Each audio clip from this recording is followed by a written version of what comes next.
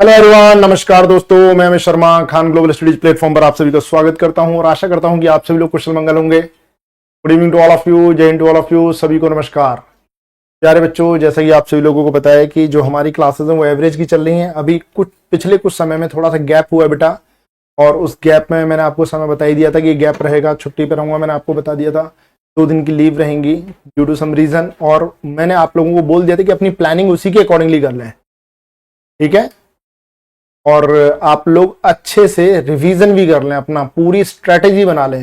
वो सारी चीजें मैं आपको क्लियर करके ही गया था, ऐसा नहीं कि नहीं अचानक से गायब हो गए सर, ऐसा कुछ भी नहीं था। आपको चीजों को क्लियर करके ही गया था, ठीक है। तो उम्मीद है कि आप सभी लोगों ने बेहतरीन तरीके से रिवीजन किया होगा, जबरदस्त तरीके से चीजों को रिवाइज किया होगा और अच्छे से सिलेबस पर कमांड की होगी जितना मैंने आप लोगों को करा दिया है, ठीक है। अब उन्हीं चीजों को आगे बढ़ाते हैं और आपके लिए नए क्वेश्चन लेकर आते हैं। बेटा, जब हम नए क्वेश्चन की बात करते हैं तो नए क्वेश्चंस में हम क्या डील करेंगे। हम इस प्रकार के क्वेश्चंस पे थे, तो जहां पर हमने क्लास को छोड़ा था वहीं से शुरुआत कर लेते हैं बेटा।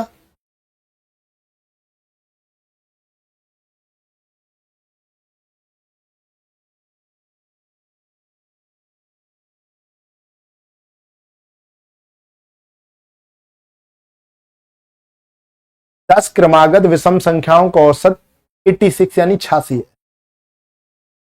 तो वो सबसे बड़ी विषम संख्या आपको बतानी। क्वेश्चन आपके सामने है बेटा, क्वेश्चन को देखेंगे और अच्छे से क्वेश्चन को देखो और अच्छे से सॉल्व,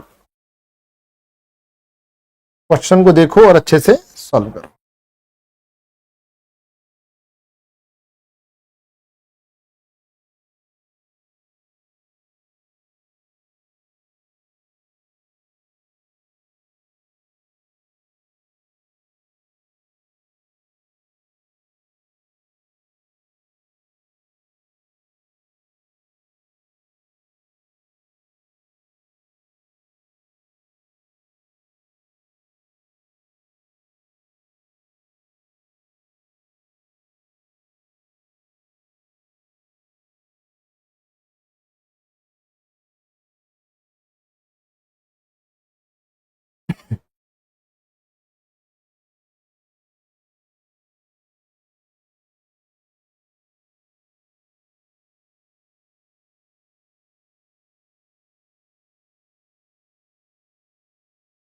बड़े बेटा, बहुत अच्छी बात है,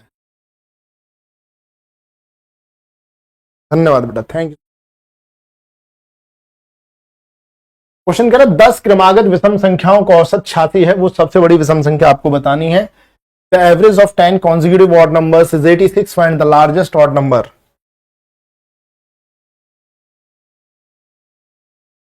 10 क्रमागत विषम संख्याओं का औसत 86 यानी 86 है, आपको सबसे बड़ी विषम संख्या बतानी है।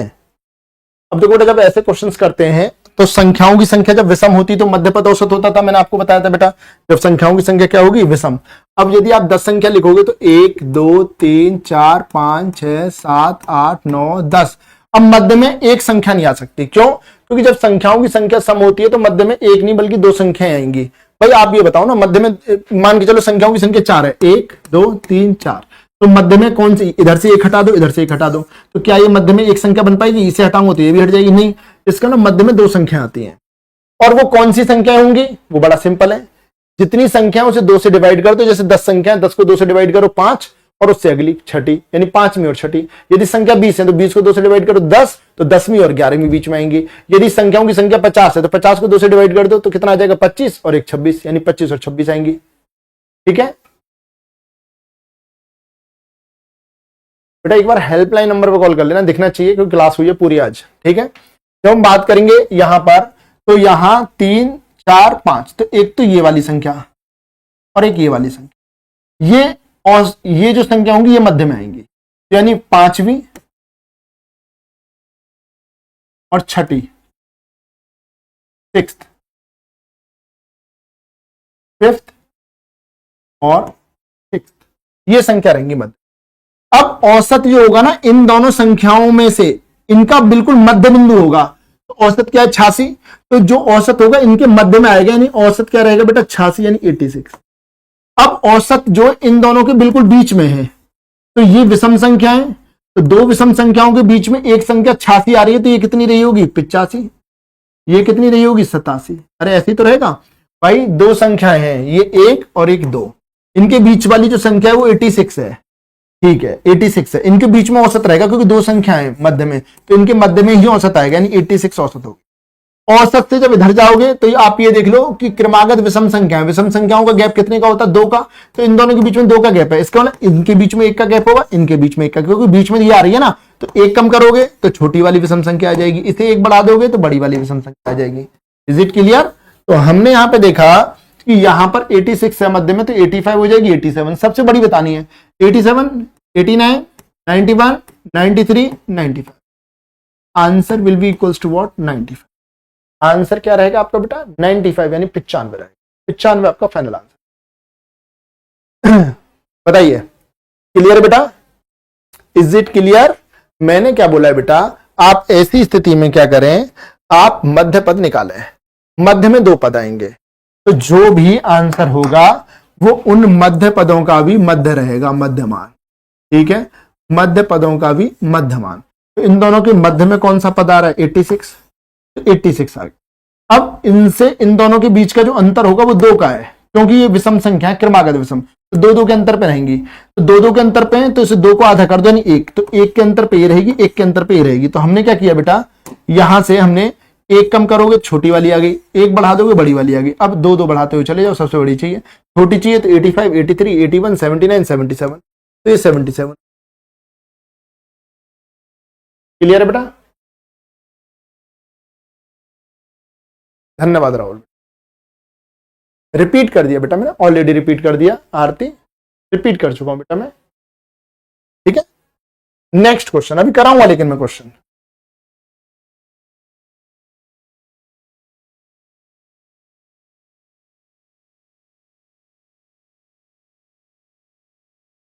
विषम संख्या प्राइम नंबर नहीं बेटा, विषम संख्या तो ऑड नंबर होती है, ऑड नंबर। ठीक है,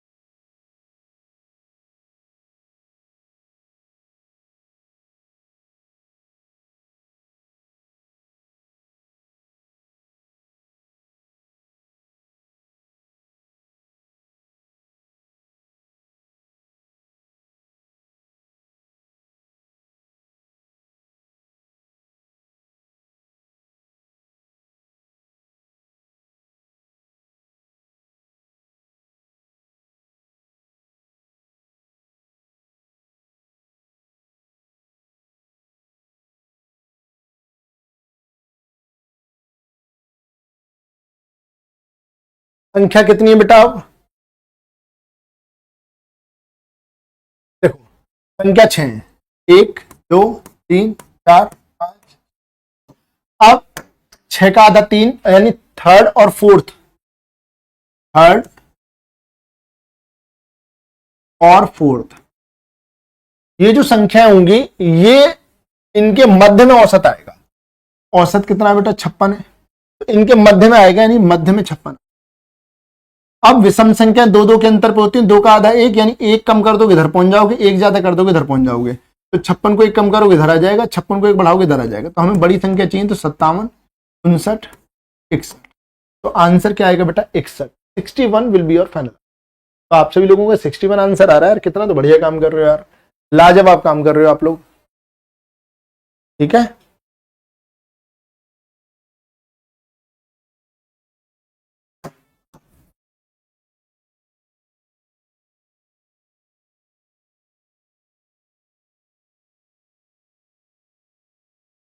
ये एक स्टूडेंट उन्होंने लिखा है, सर ऐसे क्वेश्चन में अमित शर्मा से बताओ। बेटा एक चीज बताओ, क्वेश्चन में दम है? यदि क्वेश्चन में दम होगा तो बेटा मैं बताऊं अमित शर्मा स्पेशल। ठीक है, बट आप ये सोचो ना, क्वेश्चन में दम ही नहीं है यार, ये बिल्कुल ही नॉर्मल है यार, ये तो नॉर्मल तरीके से कर लो यार। ये जो मैंने रूटीन बताया इसमें कितना समय लग रहा है? कुछ भी नहीं लग रहा, ना के बराबर है, तो सीधे कर लो। ठीक है, जो चीज हमारे सामने बहुत ज्यादा संख्या में होती है उसकी भी कोई अहमियत नहीं होती। तो अमित शर्मा स्पेशल कहीं कहीं लगवाओगे तो आपको आनंद आएगा, हर जगह करोगे तो दिक्कत रहेगी ना बेटा।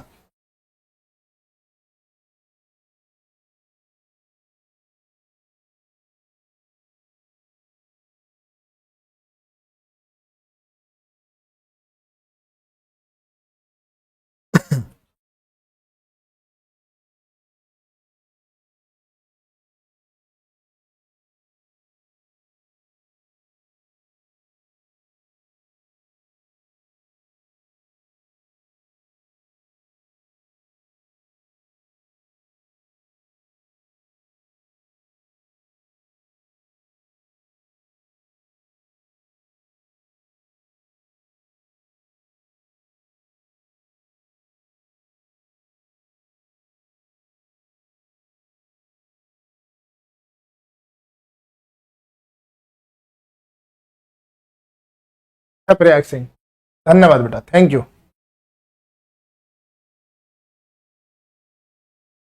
चार क्रमागत प्राकृतिक विषम संख्याओं का औसत तीन क्रमागत प्राकृतिक सम संख्याओं से 8 कम है। औसत औसत से 8 कम। यदि यह तीन सम संख्या चारों विषम संख्याओं के योग के बराबर हो, ठीक है, तो आरंभिक चार विषम संख्याओं का औसत क्या था। देखो बेटा, मुझे क्वेश्चन तो लग रहा है इजी। कैसे? हमने इस क्वेश्चन को यदि करना है तो बहुत आराम से हो जाएगा। कैसे हो जाएगा? देखो, हमने मान लिया कि जो विषम संख्या है उनका औसत ए है। कितना? ए। यदि विषम संख्याओं का औसत ए है, हमने विषम संख्याओं का औसत ए माना है, तो जो सम संख्याओं का औसत होगा वो कितना होगा? A+8। A+8 होगा। अब आप कह रहे हो A+8 क्यों होगा? अरे बेटा, बड़ी सिंपल सी बात है। जब आपको, अच्छा ठीक है भाई, ठीक है रोहित, देखो ये ए है विषम संख्याओं का औसत, तो जो सम संख्याओं के औसत से 8 कम है, यानी विषम संख्याओं का औसत सम संख्याओं के औसत से 8 कम है। तो इसे उल्टा भी तो बोल सकते हैं कि सम संख्याओं का औसत विषम संख्याओं के औसत से 8 ज्यादा है, ये भी तो बोल सकते हैं। तो हमने देखा कि जो विषम संख्या उनका औसत ए है, तो सम संख्याओं का औसत 8 ज्यादा होगा, तो A+8 होगा। ठीक है, अब हमने कहा ये ए है, ये A+8 है। ये बताओ ये कितनी विषम संख्या थी? चार विषम संख्याएं थी। यदि औसत ए है और चार विषम संख्याएं, तो कितना योगफल आएगा? 4a। कितना आएगा बेटा? 4a। यदि संख्या चार है और औसत ए है, तो कितना बनेगा बेटा उनका योगफल? 4a। भाई संख्याओं की संख्या से गुणा कर देते हैं औसत में, तो योगफल आ जाता है। तो योगफल कितना बना? 4a। सम संख्या कितनी है बेटा? 3 है। कितनी है? 3। तो 3 से गुणा कर दोगे तो ये योगफल आ जाएगा, तो 3 से गुणा करो। 3a+8 कह रहा ये वाला योगफल इस वाले योगफल के बराबर है। भाई जो सम संख्याओं का योगफल है वो विषम संख्याओं के योगफल के बराबर है, तो हमने बेटा ये बराबर रख दिए, ये रख दिए बराबर। 3a इधर आएगा तो 4a में से 3a को माइनस करोगे तो खाली क्या हो जाएगा? a। और a की वैल्यू कितनी होगी बेटा? और a क्या था? विषम संख्याओं का औसत, तो विषम संख्याओं का औसत क्या हो गया? 14। क्वेश्चन में दम नहीं है, लेकिन समझ के ऊपर बात है बेटा। किसके ऊपर बात है? समझ के। एक बार फिर समझा देता हूं। मेरा काम है समझाने का, बिल्कुल समझाऊंगा, जब तक कोशिश करूंगा जब तक आपको समझ में नहीं आ जाएंगी चीजें। ठीक है, देखो आप ऐसे समझो, विषम संख्याओं का औसत ए है और वो चार संख्याएं, तो योगफल क्या बनेगा? 4a। हाँ जी। सम संख्याओं का औसत विषम संख्याओं से 8 ज्यादा है, क्योंकि वो कह रहा है ना विषम वाली संख्याओं का औसत 8 कम है, तो सम संख्याओं का औसत 8 ज्यादा होगा, तो ये सम संख्याओं का औसत होगा। और ये संख्या कितनी है? 3, तो यहां पे 3 कर दी। अब ये 4a और ये बराबर रख दो, तो 4a बराबर 3 से गुणा करोगे 3a, और प्लस में यहां इसमें 3 से गुणा करोगे 8 3 24, तो यहां से हमने a की वैल्यू निकाली बेटा, और a की वैल्यू 24 आई, और a ही हमने क्या माना है? विषम संख्याओं का औसत। तो आंसर क्या? क्लियर है बेटा? ये देखो 8 में 3 से गुणा क्यों? अरे बेटा, जब औसत हमने ये माना है A+8 सम संख्याओं का औसत ये आया है, तो ये तीन संख्याएं तो पूरे औसत में ही तो गुणा करूंगा। ये औसत है तो 3 की गुणा a में करूंगा 3a, फिर क्या है प्लस 3 की 8 में गुणा करूंगा 24, तो ऐसी तो लिखूंगा ना बेटा मैं। ठीक है, बताओ क्लियर है?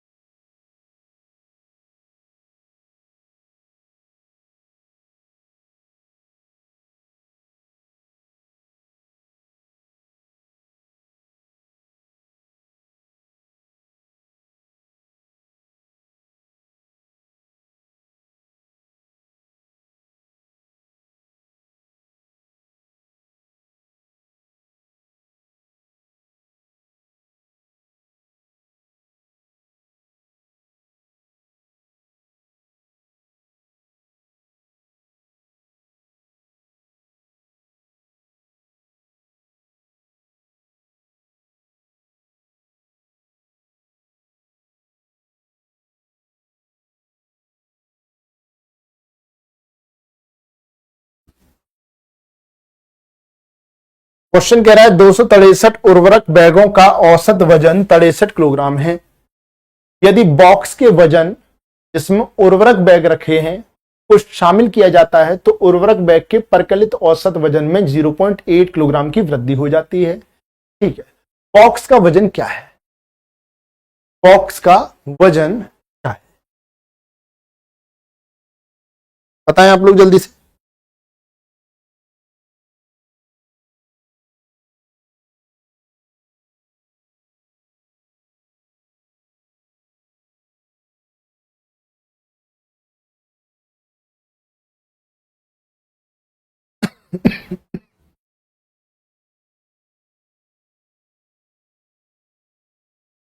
दो सौ तिरसठ उर्वरक वजन। अब देखो ये उर्वरक है, ऐसे समझो ये कोई एक बैग है बेटा, बड़ा सा बॉक्स है। इस बॉक्स में छोटे छोटे उर्वरक बैग रखे हुए हैं, इनमें फर्टिलाइजर रखे हुए हैं। ठीक है, ये रखे हुए हैं। अब यदि हम बॉक्स को ना माने तो जो औसत वजन है वो कितना आता है बेटा? 263 उर्वरक बैग हैं। कितने हैं? 263। इनका औसत वजन 63 है, यानी कि इन सबका औसत वजन 63 है। अब औसत का मतलब प्रत्येक का हिस्सा। अब ये 63 किलोग्राम के आप इन्हें मान सकते हो, सबको जितने भी इन्हें 63 किलोग्राम का मान सकते हो। लेकिन होता क्या है, ये 63 किलोग्राम इन सबका औसत आ रहा है, लेकिन यदि हम इसे एक बॉक्स में रख दें और बॉक्स में रखने के बाद हम इन सभी का औसत निकालें तो औसत वजन प्रत्येक का 0.8 किलोग्राम बढ़ जाता है। 0.8 किलोग्राम बढ़ जाता है। तो व्हाट इट मींस कि आप बॉक्स के वजन को उसी जो ये उर्वरक बैग है इनके साथ काउंट कर रहे हैं। इसका मतलब औसत मतलब प्रत्येक का हिस्सा, प्रत्येक के हिस्से में 0.8 किलोग्राम की वृद्धि हुई। और वस्तुएं हैं कितनी? 263। 263 वस्तुओं का वजन बढ़ेगा 0.88 किलोग्राम, तो कुल वृद्धि कितनी होगी? इंटू कर दो। तो 8 से 8 दिया 24, 2 8 सिंह 48 और 2 50, 5 8 दूनी 16, 16 और 5 21, और यहां पर एक स्थान बाद दशमलव, तो 210.4 210.4। अब बहुत सारे लोगों का आंसर 215 आ रहा है, 205.4 आ रहा है, अलग अलग आ रहे हैं। बहुत सौ का ये भी आया है। आप ये सोचो बेटा कि जब यहां पर वो कह रहा है आपसे, आप ये सोचो बेटा जब यहां पर वो कह रहा है कि इनका औसत वजन 63 था, उसने इसे भी काउंट कर लिया और फिर औसत वजन निकाला कि टोटल कितना वजन है, डिवाइड बाई कर दिया जितनी भी वस्तुएं थी।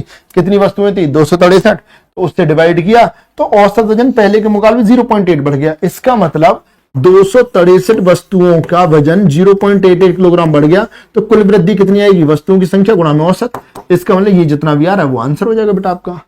इज इट क्लियर और नॉट? बताए बेटा। एक स्टूडेंट वो कह रहे हैं सर मुझे लाइव में समझ में नहीं आता। हाँ हो सकता है बेटा, कई बार बच्चा जो होता है ना वो मेंटली उतना प्रिपेयर नहीं रहता है। होता क्या, साथ वाले बच्चे जल्दी जल्दी आंसर दे देते हैं तो बच्चा कई बार डिमोटिवेट हो जाता है।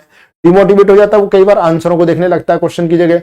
जब आंसर औरों के आ रहे होते हैं, खुद का आंसर नहीं होता तो और दिक्कत हो जाती है। तो कई बार लाइफ में कुछ बच्चों के साथ प्रॉब्लम रहती है। बट मेरे अकॉर्डिंग क्या करना चाहिए? अपनी जिंदगी जीनी चाहिए, अपने तरीके से चलना चाहिए। अपना मतलब तरीके चलने का ये नहीं कि इंजॉय करो, तरीके से चलने का मतलब है कि औरों को देखते हुए परेशान नहीं होना चाहिए, अपने अंदर सुधार करना, सतत विकास की प्रक्रिया जारी रखनी है। ठीक है, बैग की संख्या काउंट नहीं कर रहा, बस बैग के वजन को इसमें इंक्लूड करके चल रहा है, इसलिए ऐसा हुआ है। 264 से गुणा नहीं करेंगे। क्यों नहीं करेंगे? क्योंकि वो बैग को बेटा, बैग को वस्तु नहीं मानना, वो कह रहा है बैग के वजन को भी शामिल कर लिया जाए। वो क्या कह रहा है बेटा? देखो ये कह रहा है कि यदि बॉक्स के वजन को भी शामिल किया जाए तो बॉक्स के जो बॉक्स है ना उसके वेट को कंसीडर कर रहा है, उसकी संख्या नहीं मानना उसे। आप ऐसे मान के चलो बेटा, मैं आपसे कहने लगूं कि एक गिलास है, एक गिलास में 1 लीटर पानी है। अब या फिर उसका वजन है, हम ऐसे मान लेते हैं एक एमएल में, एमएल छोड़ो हम ग्राम में मान रहे हैं कि वो गिलास है। किसी गिलास में एक हमने एग्जांपल ले लिया कि 900 ग्राम पानी है, समझना बेटा। अब 900 ग्राम पानी आपने गिलास में डाला, अब गिलास के साथ उसका वजन निकालोगे तो पानी का ही औसत बताओगे ना, तो वो बेटा वो गिलास के वजन को भी काउंट कर लेगा बस।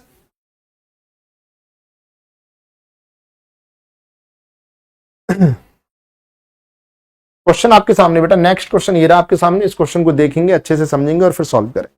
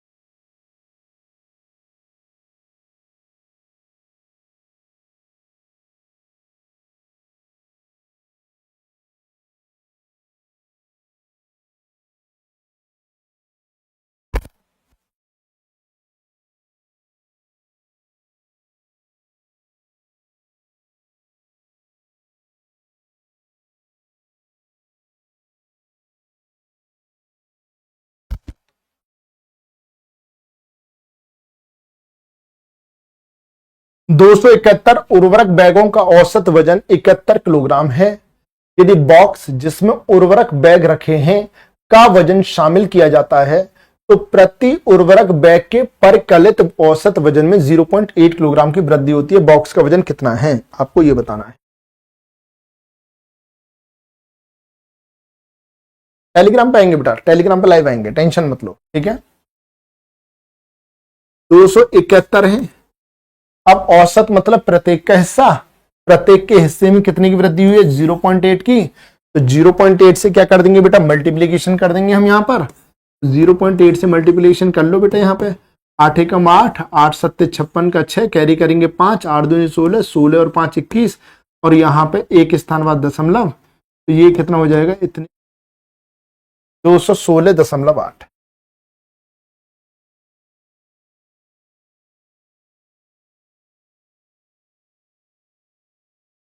बताओ।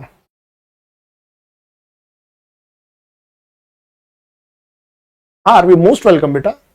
मैं भी चाहता हूं जितने भी बढ़िया स्टूडेंट है, बेहतरीन स्टूडेंट है, इवन जो वीक हैं वो भी आए, जुड़े, जाने, अपने क्वेश्चंस पूछें, जैसा फील कर रहे हैं मैथ्स में वो बात भी बताएं जिससे मुझे भी लगता है कि क्या भाई आपको मैथ्स पढ़ने में आनंद आ रहा है नहीं आ रहा, वो सारी चीजें डिस्कस करेंगे टेलीग्राम पर आकर, ठीक है। बिल्कुल निश्चिंत रहे आप लोग। एक लास्ट क्वेश्चन है, इसके बाद में फिर हम इसे चेंज करेंगे बेटा। फिर क्या करेंगे बेटा, हम इसे चेंज करेंगे।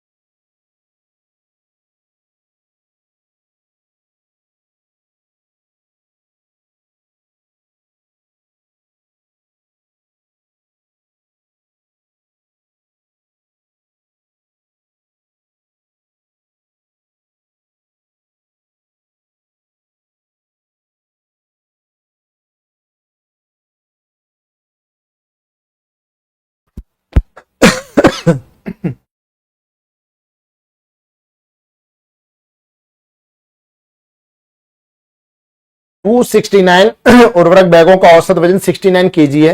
यदि बॉक्स का वजन जिसमें उर्वरक बैग रखा जाता है शामिल किया जाता है तो प्रत्येक उर्वरक बैग में के परकलित औसत वजन में 0.7 केजी की वृद्धि होती है। बॉक्स का वजन कितना, यार ये तो आपको रट गए होंगे, ठीक है। चलो देखते हैं 269,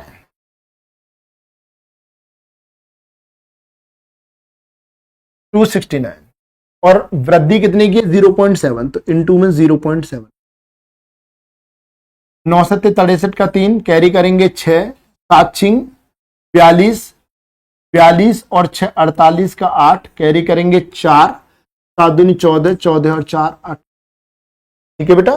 और पॉइंट लगा देंगे यहां पे, तो 188.3 केजी, 188.3 केजी। तो ऑप्शन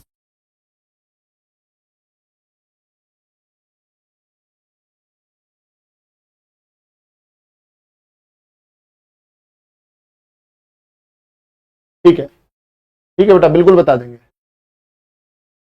चलो।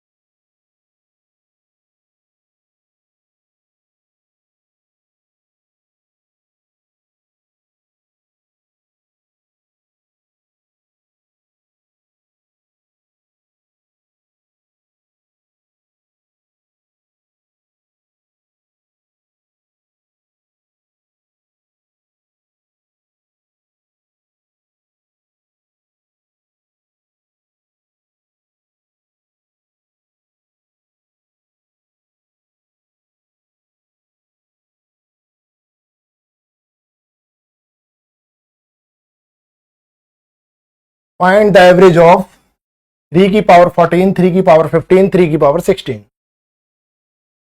3 की घात 14, 3 की घात 15, 3 की घात 16 का औसत आपको बताना है। You have to find out the average of these terms. जब बेटा हम इस क्वेश्चन को करते हैं ना, तो तरीका क्या होना चाहिए आपका? औसत बराबर संख्याओं का योगफल बटे में कुल संख्या।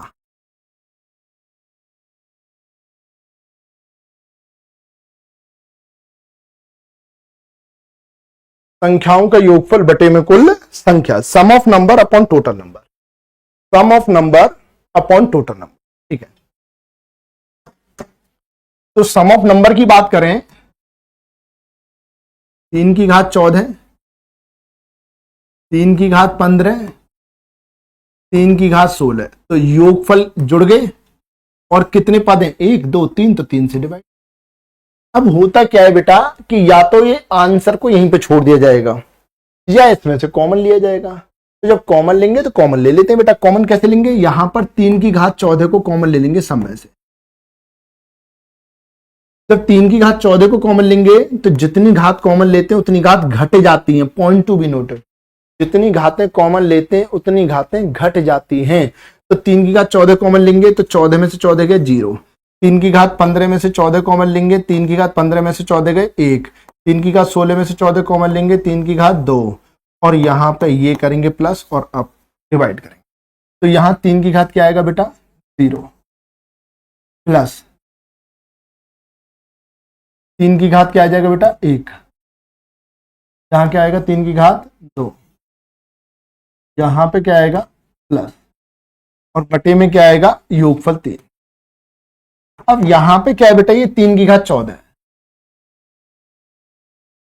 ये क्या है? 1, ये क्या है? 3, ये क्या है? 9। भाई ये क्या है? 3 की घात 0 मतलब 1, 3 की घात 1 मतलब 3, 3 की घात 2 मतलब 9, 9 और 3 12 और 1 13, बटे में 3। अब 3 की घात 14 है, इसका मतलब 3 गुणा 3 गुणा 3 14 बार है। 14 बार 3 है, उसमें से एक 3 हटा देंगे, या फिर हम यहीं पे कर सकते थे। ये 3 कितनी बार है? 14 बार। इसमें से एक 3 कट जाएगा तो कितने 3 बचेंगे? 3 की घात 13। और ये वैल्यू क्या है बेटा?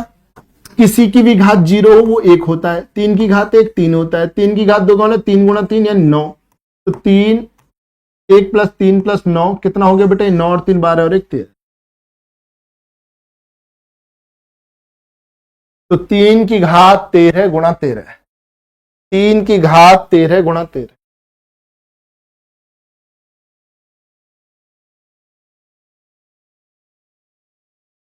3 की घात 13 गुणा 13। क्लियर है?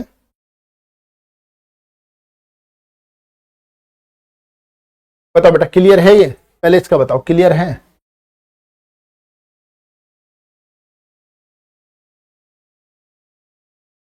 मैंने 14, जो सबसे छोटी घात होगी उसी को तो कॉमन लेंगे। ठीक है, जो सबसे छोटी घात होगी। अब ये बताओ बेटा, आप वैसे कॉपी कर ले रहा हूं और समझाता हूं दोबारा। आप ये बताओ बेटा, जब हमने किया औसत बराबर संख्याओं का योगफल बटे कुल संख्या, तो योगफल बटे संख्या। अब यहां 3 14 बार है, यहां 3 15 बार है, यहां 3 16 बार, तो 3 कितनी बार कॉमन आ सकता है? 14 बार। अरे 15 बार लोगे तो यहां तो 15 बार है ही नहीं, तो 3 की घात 14 कॉमन ले लिया, तो यहां 3 की घात क्या बचेगा? 0। उतनी घटा दो, 15 में से 14 गए 1, 16 में से 14 गए 2, ये बच गया। यहां 3 14 बार है, इसका मतलब 3 गुणा 3 गुणा 3 गुणा 3 गुणा 3 डॉट डॉट कितनी बार? 14 बार। और नीचे क्या? 1 3 है। इन 14 3 में से एक 3 कट गया, तो 3 कितनी बार बचेगा बेटा? 13 बार। तो 3 की घात 13 लिख दिया वो मैंने। और ये क्या है? 3 की घात 0, किसी की भी घात 0 हो वो 1 होता है। 3 की घात 1 का मतलब अकेला 3, 3 की घात 2 का मतलब 3 गुणा 3, तो ये 9, 9 और 3 12 और 1 13। तो 3 की घात 13 गुणा 13।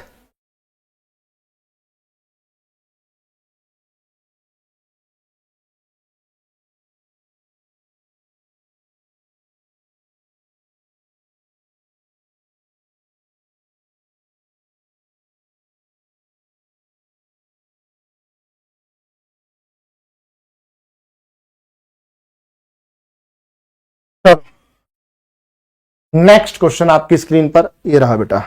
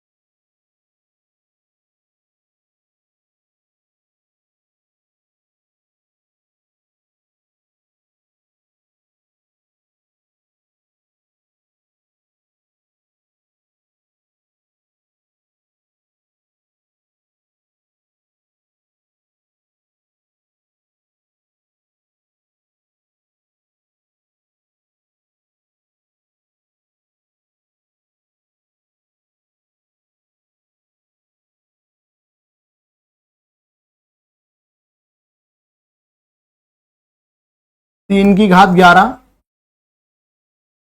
3 की घात 12,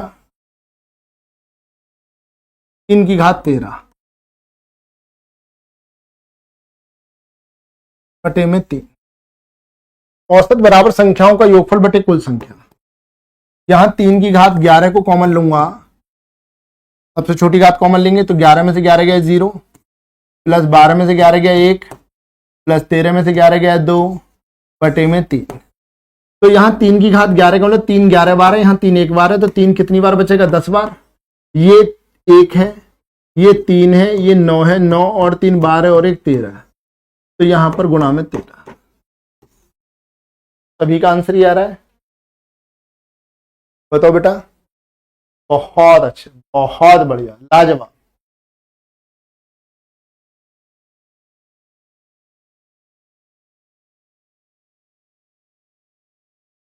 अच्छी बात है, बहुत बढ़िया बात है बेटा। अंतिम प्रश्न इस कैटेगरी का बेटा, अंतिम प्रश्न है, इसके बाद फिर हम कैटेगरी को चेंज करेंगे बेटा, नई कैटेगरी लेकर आएंगे, उस नई कैटेगरी पर काम करेंगे, तो दैट आपको चीजें क्लियर हो जाएं। ठीक है।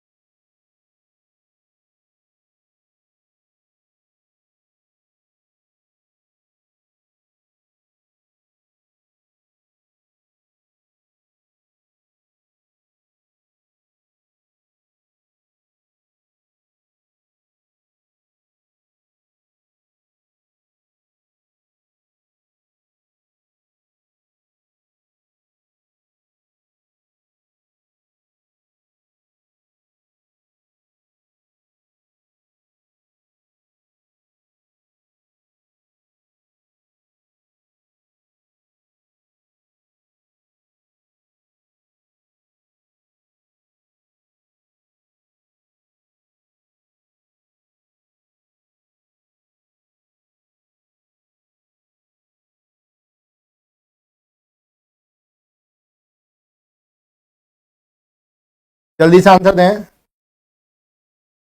धन्यवाद बेटा।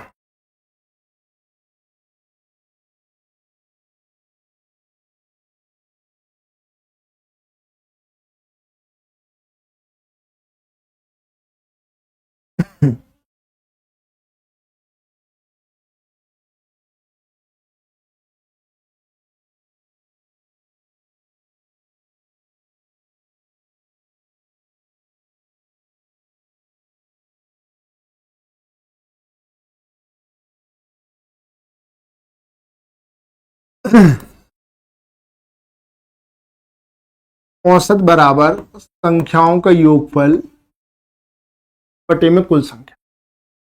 संख्याओं के योगफल का मतलब है 4 की घात 30, 4 की घात 31, 4 की घात 32, इनका योगफल बटे में कुल संख्या कितनी है? 3। यहां पे हम क्या करेंगे बेटा, इनमें सबसे छोटी घात क्या है? 4 की घात 30, इसे कॉमन ले ले। 4 की घात 0, 4 की घात 1, 4 की घात 2 बटे में 3। अब ये 4 की घात तो रहेगा 30 ही, क्योंकि यहां 4 होता तो कटता, अब 4 है ही नहीं तो कैसे कटेगा। अब आप यहां पे बस ये देख लें बेटा कि 4 की घात 0 मतलब 1, 4 की घात 1 का मतलब 4, 4 की घात 2 का मतलब 16। इन सबको जब हम ऐड करेंगे तो 16 और 4 20 और 1 21 और बटे में 3। 3 से काटेंगे 7 बार, 7 गुणा 4 की घात, ये क्लियर। धन्यवाद बेटा, आपको अच्छा आ गया है। बस बेटा मैं भी यही चाहता हूं कि आपको अच्छी चीजें समझ।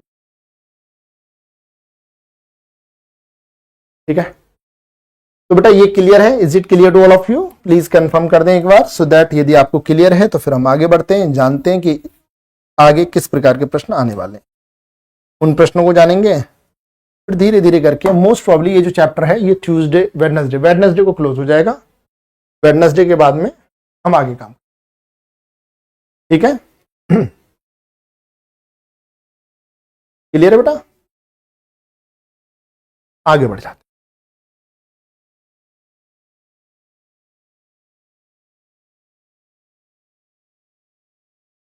नेक्स्ट क्वेश्चन आपकी स्क्रीन पर ये रहा बेटा, क्वेश्चन को देखें अच्छे से।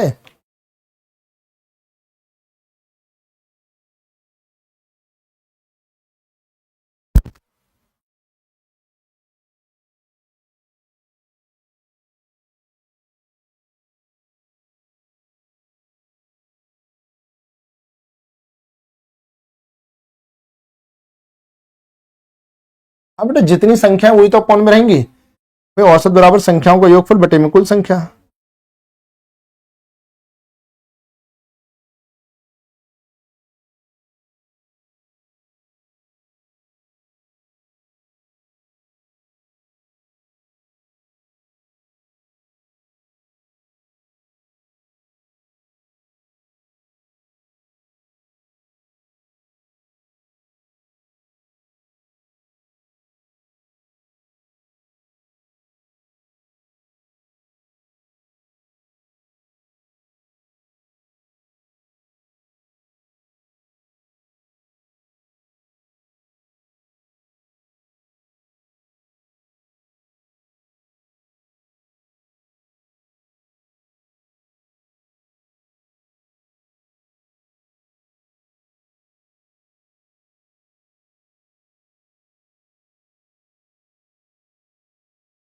सोनम जी पूछ रही हैं सर फीडबैक में कितने स्टार दूं आपको। बेटा जितना स्टार आपको लगे डिजर्व करते हैं उतना देना। आपको लगता है एक तो दो, तीन तो तीन, नहीं लगता कुछ नहीं डिजर्व करते छोड़ दो। आप ये समझा करो बेटा, ये सच्चाई है, ये पूछना का तरीका ही गलत है।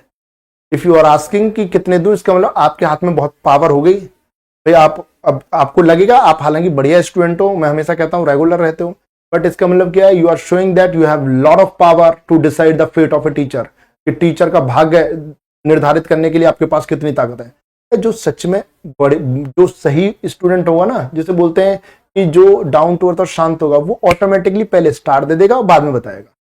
ठीक है, वो पहले क्या करेगा, स्टार देगा, सर मैंने इतने स्टार दे दिए। ठीक है, मैं सच्चाई बता रहा हूं आपको बेटा, कि ये जो लैंग्वेज है ना, आपको लग रहा होगा मैंने तो सर बहुत ही नॉर्मल पूछा था। ठीक है बेटा, ये तरीका ही गलत है। आप ये सोच के देखो कि मैं आपको कितने रुपए दे दूं, बताओ। जैसे कोई सामने खड़ा, बताओ मैं कितने रुपए दे दूं, तो वो वैसी लैंग्वेज हो जाती है बेटा। ये कोई पूछने वाली बात है। आपको लगता है कुछ नहीं देना, मत दो यार।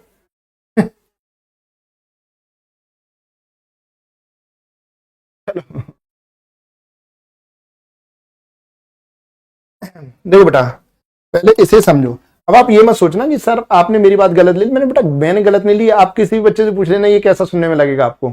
यदि आपसे कोई कहे कि बताओ मैं आपको कितने स्टार दूं, यार सोचो ना। मैं आपसे कहूं कि मान लीजिए चलो आप अपने किसी सीनियर से कह रहे हो, या बड़े भाई से कह रहे हो, या फिर पिताजी से कह रहे हो, बताओ मैं आपको कितने स्टार दे दूं, है? तो मतलब अजीब ही लगेगा ना सुनने में। बेटा आपको क्या है ना, आपको काम देना चाहिए वो। ठीक है, करना चाहिए, और जैसा लगे वैसे दो यार, मेरा कोई कंपल्सन थोड़ना है। ठीक है,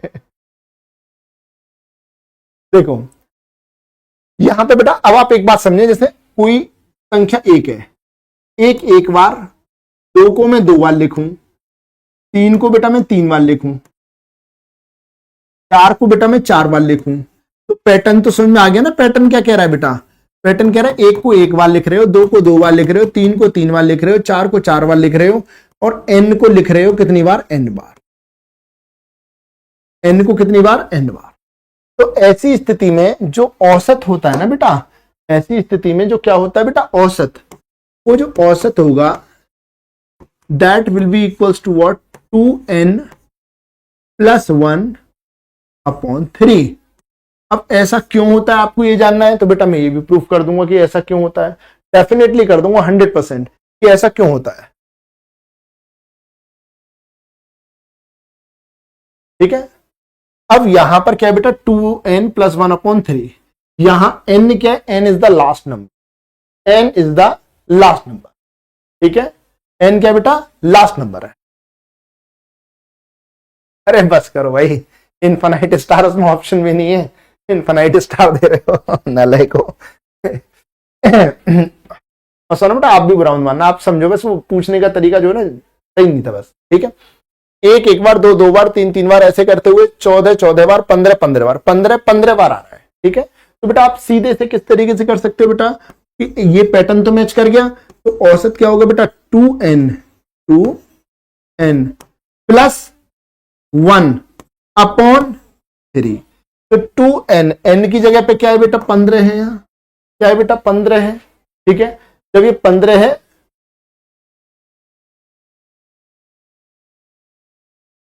तो 15 रखो, 15 दूनी 30 भाई, 15 दूनी 30 और 1 31, तो 31/3। तो आंसर क्या आएगा बेटा 10.333 ऐसे चलेगा। तो 10.3 वाला एक ऑप्शन दे रखा है हमें, टिक कर देंगे। ठीक है, क्लियर है बेटा, बताएं जल्दी से एक बार।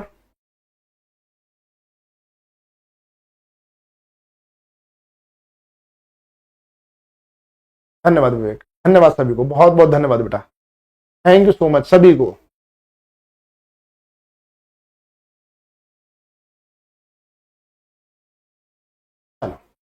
नेक्स्ट क्वेश्चन देख लेते हैं। नेक्स्ट क्वेश्चन बेटा आपकी स्क्रीन पे ये रहा, इसे देखेंगे और जल्दी से सॉल्व करेंगे। लैंग्वेज को पहचान लेना, लैंग्वेज कैसी है। लैंग्वेज का कह रही है बेटा 1 बार, 2 बार, 3 बार, 4 बार, इस तरीके से पैटर्न बनना है इस क्वेश्चन। तो जब भी ऐसी लैंग्वेज बनेगी, जब भी ऐसा पैटर्न बनेगा, तब तब आप ये काम करेंगे। ठीक है,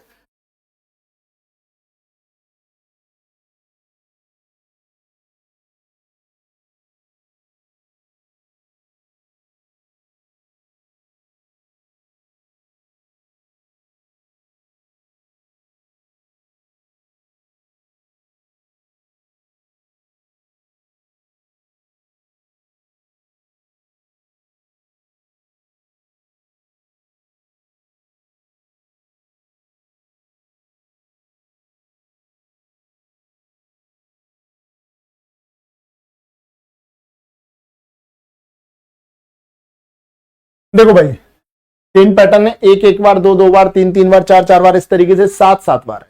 तो पैटर्न जब सेम होता है तो औसत क्या बनेगा, औसत होगा इस पैटर्न में 2n + 1/3। अब ये कैसे आया बेटा ये मैं बता दूंगा, लेकिन ये प्रूफ थोड़ा बड़ा है, तो हमें एक्चुअली में प्रूफ से काम नहीं करना, हमें बस ये पता करना है कि पैटर्न क्या है और कॉन्सेप्ट क्या। आपको पता है रिजल्ट में बहुत कम कराता हूं, लेकिन जहां रिजल्ट बता दूं उसे रिजल्ट से कर लो। तो n की जगह पे 7 रखो, तो 7 दूनी 14 और 1 15, 15/3 काटेंगे 3 से, क्या आएगा बेटा 5 को टिक करेंगे और आगे बढ़ेंगे। ठीक है, बताएं बेटा, इज इट क्लियर और नॉट, प्लीज कंफर्म करें।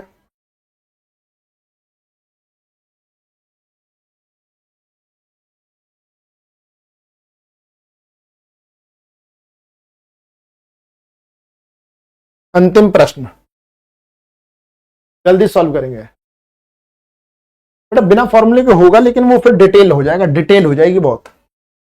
ठीक है, और जैसे अभी ये 28 पे खत्म है, इसमें तो बहुत ही समय लग जाएगा करने में फिर बिना फॉर्मूले।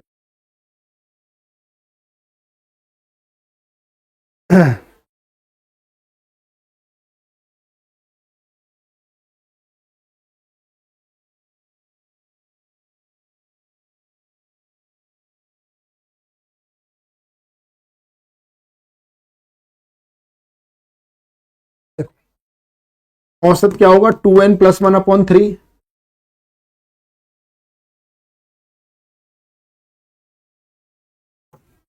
n की जगह पे 28 रखो, 28 दूनी 56 और 1 57